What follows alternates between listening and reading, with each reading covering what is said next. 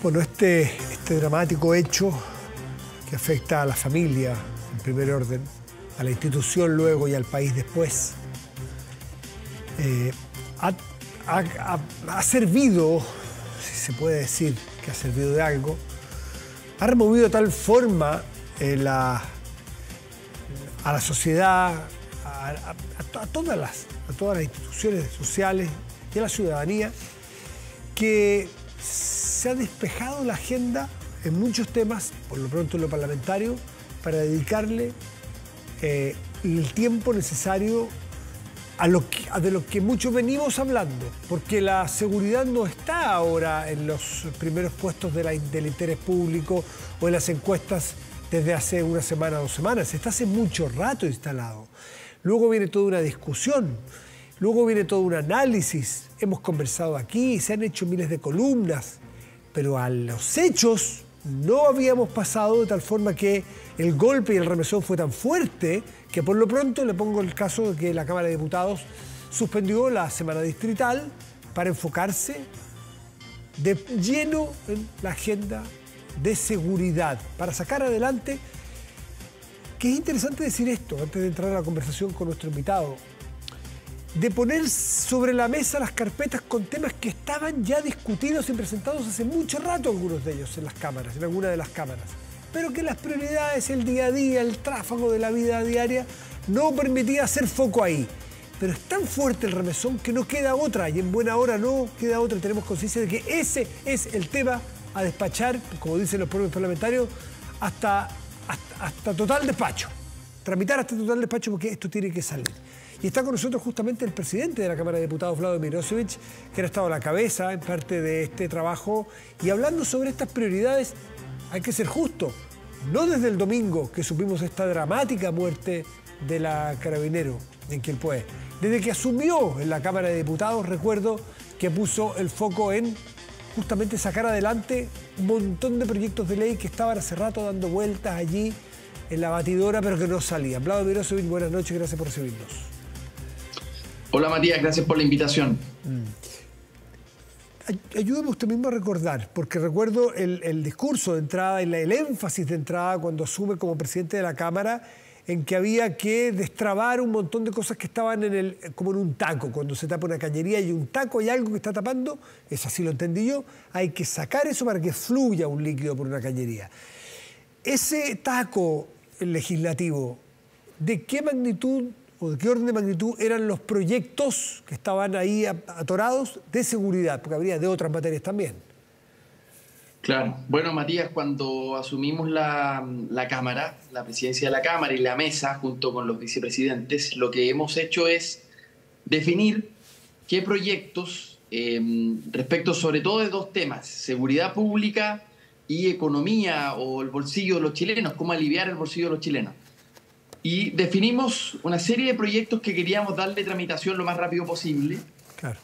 Y yo te diría que no ha habido semana legislativa sin que se vote proyectos de seguridad. Ya, hemos puesto en votación proyectos que son no solo de un sector político, porque no queríamos tener una mirada sectaria respecto de esto.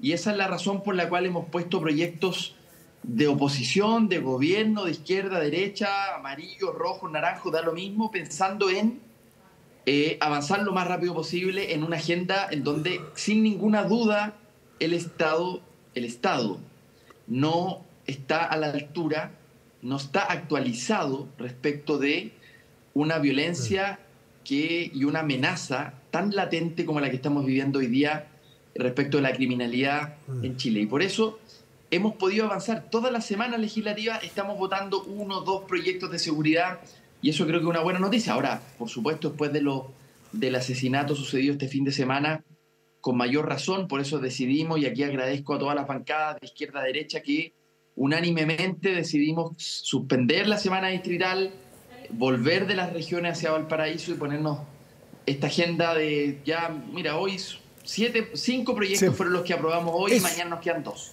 Secuestro, porte de armas, extorsión, sicariato y control migratorio. Esto se avanzó en la Cámara de Diputados, pasa al siguiente trámite en el Senado.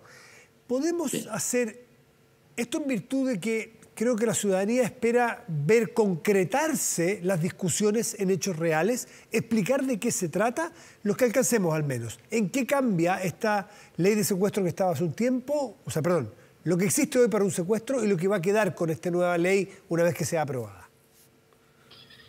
Bueno, por ejemplo, respecto del secuestro, era una legislación que estaba muy poco actualizada, porque claro, era un delito poco común en Chile, pero lamentablemente hemos visto cifras en el último tiempo que son preocupantes y que entonces, claro, requieren... 537 secuestros el año 2022 en Chile. Sí. Y claro, o sea, parte de esas cifras tienen que ver, están contenidas también con secuestros entre bandas, sobre todo asociadas al narcotráfico, ¿no? Yeah. Pero este es un delito que nos preocupa muchísimo y lo que tenemos que hacer entonces es actualizar la ley, porque hoy día establecía una diferencia entre si el secuestro era menos de 15 días o más de 15 días. Ahí aumentaba las penas cuando era más de 15 días, pero nos parecía que era insuficiente, por eso este es un proyecto del Ejecutivo, del Gobierno.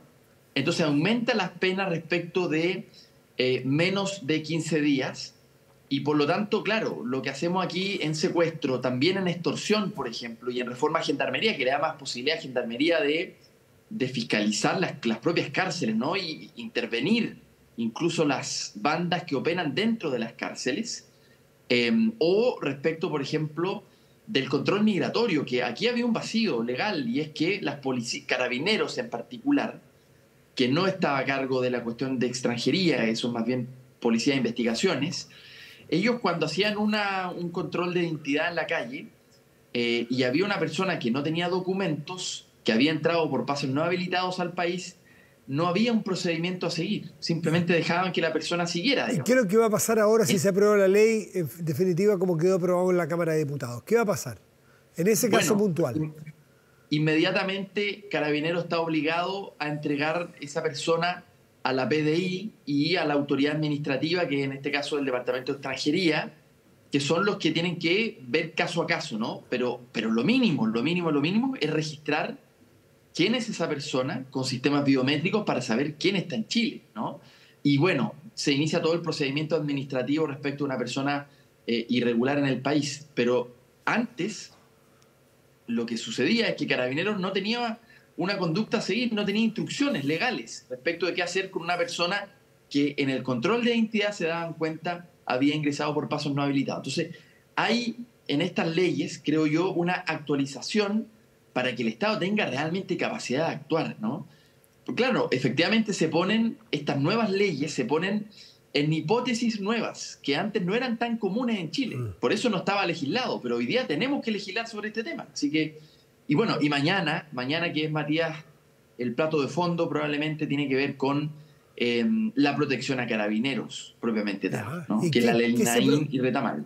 Ya, a ver, cuéntanos ahí porque entiendo que hay algunos inconvenientes, disensos, legítimos disensos, al momento de plantear, por ejemplo, esta ley que le da la presunción de inocencia preliminar, no sé cuál es el término técnico que usa la ley en este caso, pero que el peso de la prueba, cuando actúa un carabinero en el uso de su arma de fuego, no es a priori que tiene que demostrar que era por legítima defensa, sino que hay que demostrar que no fue por legítima defensa. Es decir, tienen un rango de acción mayor.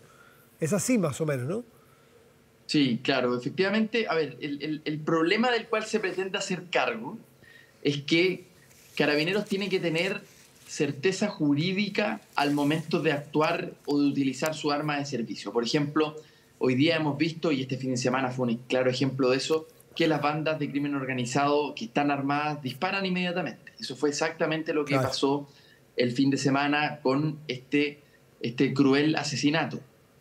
Pero eso es lo que está sucediendo, son bandas que disparan inmediatamente. Entonces Carabineros tiene que saber muy bien cuáles son los escenarios, las hipótesis donde pueden utilizar su arma de fuego, teniendo certeza jurídica en el uso de la fuerza, que no van a terminar ellos luego siendo procesados, por ejemplo. Entonces, lo primero es regular el uso de la fuerza, ¿no? Que se llama Reglas de Uso de la Fuerza, RUF. Eso es lo primero. Lo segundo, y aquí el gobierno en eso había anunciado un proyecto, probablemente va a introducir una indicación, en fin. Eso es lo primero porque esto le da certeza propios policías que hoy día, en la incerteza de no saber cómo la fiscalía o los jueces iban a juzgarlos, Vlado, muchas veces se inhibían de utilizar el arma de fuego por este mismo miedo. Entonces, importante definir reglas del uso de la fuerza. Por otro lado, efectivamente, perdón, respecto de la presunción de inocencia... ¿Me escucha? Sí. Deme un segundo. En esto, regla de uso de la fuerza, RUF, ¿qué es lo que se propone exactamente en la ley que se está tramitando ahora? Que quede cómo, bueno, para entender la diferencia. A ver, esto, hoy día lo que necesitamos es que, bueno, el gobierno va a introducir una indicación respecto de esto. Se está discutiendo aún si lo hace en la Cámara o lo hace en el Senado, pero esto es un ámbito de la ley que hay que hacerse cargo, de todas maneras, ¿no? Lo segundo tiene que ver con, efectivamente, dónde está la carga de la prueba. Es decir, ¿cuál es el problema? El problema es que cuando hay un uso de la arma de servicio, el criterio de la Fiscalía era inmediatamente dejar como imputado a el funcionario, el uniformado, como imputado. En este caso lo que se pretende es que esté como testigo. Si hay comprobación de que efectivamente hubo un abuso, bueno, entonces será procesado en el marco de ese abuso. O sea, se prueba el abuso, antes había que probar la inocencia.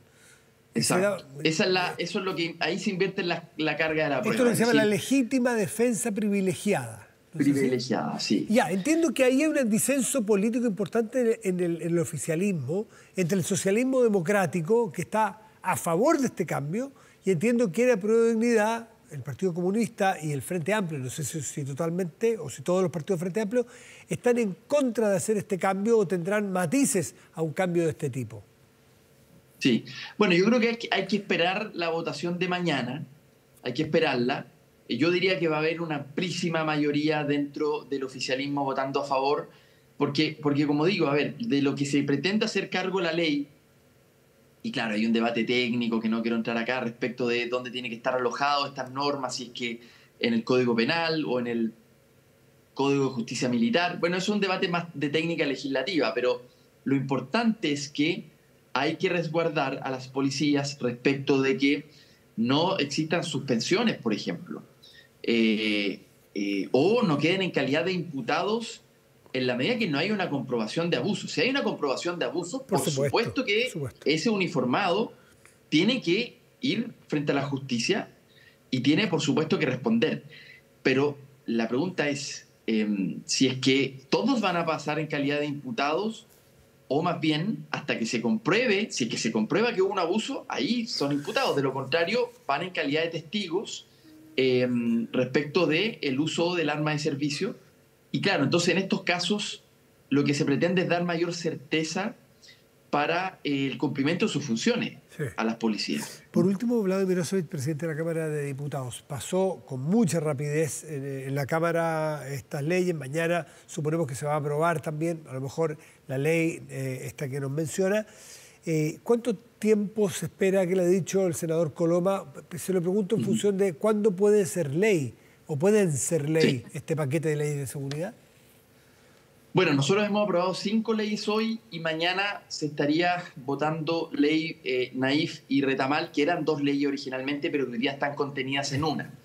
Estas 6 leyes se despacharían al Senado, por lo tanto el Senado, que sesiona el jueves, mañana y tarde estarían en condiciones de aprobar estas leyes, ya sea el mismo jueves o quizás probablemente algunas de ellas pueden quedar para una semana más, pero estamos hablando de un tiempo muy acotado. Y con el senador Coloma, que es presidente del Senado, con la ministra del Interior en La Moneda, ya nos hemos puesto de acuerdo respecto de que esto no termina acá, por supuesto. O sea, estos 6 proyectos tienen que ser ley, pero hay otros más donde ya estamos en coordinaciones para que en un periodo de tiempo, lo más acotado posible, siga la coordinación con Cámara, Senado y Moneda para que esto pase rápido. Entonces, yo celebro, el lunes tuvimos una reunión en La Moneda y la verdad es que hay disposición, como digo, de izquierda a derecha, que esto salga poniendo por delante el país y dejando un poco de lado ciertas peleas y diferencias que son legítimas, pero que también llega un momento en donde uno dice, realmente es hora de hacer hay que ponerle atajo a la delincuencia y eso es lo más importante, eso es lo único que importa. ¿no? En fin, capaz que este momento, este atolladero en el cual se dio el Parlamento y un reconocimiento implícito de haber estado discutiendo demasiado tiempo y chuteando demasiado tiempo temas importantes en disociación con la ciudadanía, capaz que esta crisis haga que el Parlamento entienda y conecte mejor y la política salga fortalecida de esto y que la gente perciba que es más cercana y más útil a su vida diaria la tramitación legislativa, por ejemplo. Puede ser esa una derivada. Claudio Mirosevich, vamos a seguir conversando. Porque vamos a seguir conversando porque este tema está muy dinámico, es muy interesante que lo vayamos conversando, debatiendo, que ustedes vayan haciendo pedagogía de estas nuevas leyes que esperamos luego sean ya carne, sean realidad en nuestro país. Diputado Mirosevich, como siempre, muchas gracias por su tiempo. Bien, muchas gracias a ti, un abrazo. Chao, buenas noches.